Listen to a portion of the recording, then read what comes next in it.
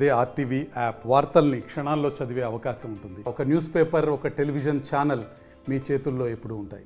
కార్యాలయం దగ్గర మరి అంగన్వాడీ టీచర్ అయినటువంటి నాగమునిమ్మ పైన మరి అక్కడి నుంచి విచ్చేసినటువంటి గ్రామస్తులు మరి గ్రామ పెద్దలు కూడా అందరూ కూడా ఇక్కడ రావడం జరిగింది.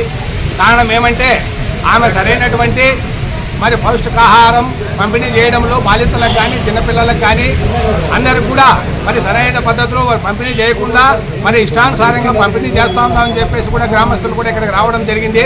గత 2 ఏళ్ళు కూడా ఇదే వ్యవహారం కొనసాగుతూ ఉంది. ఆమె ఆల్రెడీగా మరి మందమ్ముతుందని చెప్పేసి కూడా ఆరోపణలు ఉన్నాయి. అది కూడా కేసు కూడా బుక్ అయింది. అలాంటి వ్యక్తిని అంగన్వాడీ టీచర్గా ఎందుకు పెట్టారని చెప్పేసి కూడా ఇవాళ మేము రాయలసీమ కమ్యూనిస్ట్ పార్టీగా ఇవాళ మేము డిమాండ్ చేస్తాము. ఇలాంటి వ్యక్తికి వెంటనే సస్పెండ్ చేసి అదే స్థానంలో సరైన వ్యక్తిని మరి ఏర్పాటు చేయాలని చెప్పేసి కూడా ఇవాళ బీడీ గారికి కానివ్వండి, అదేవిధంగా దానికి సంబంధించినటువంటి సూపర్వైజర్కి కానివ్వండి ఇవాళ మేము డిమాండ్ చేస్తాము. లేని పక్షంలో మరి దశల వారీగా ఉద్యమాలు చేసి వాళ్లకు అక్కడ ఉన్నటువంటి గ్రామస్తులకు తోడుగా అదేవిధంగా రాయలసీమ కమ్యూనిస్ట్ పార్టీ ఉంటుందని చెప్పేసి కూడా ఈ సందర్భంగా తెలియజేస్తున్నాము. లేని పక్షంలో మరి జిల్లా కలెక్టర్ గారికి కూడా ఒకటి ఫిర్యాదు చేయాలని చెప్పేసి కూడా భావిస్తా ఉన్నాము.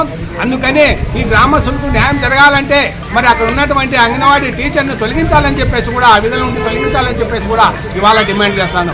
ఇప్పుడు ఇక్కడ వచ్చినటువంటి బాలింతలు చిన్న పసిబిడ్డలు ఇక్కడికి రావాల్సిన కారణం ఏమంటే అక్కడ సరైనటువంటి వాళ్ళకు సదుపాయాలు లేని కారణంగా మరి ఇక్కడికి ఎంఆర్ఓ కార్యాలయానికి రావడం జరిగింది.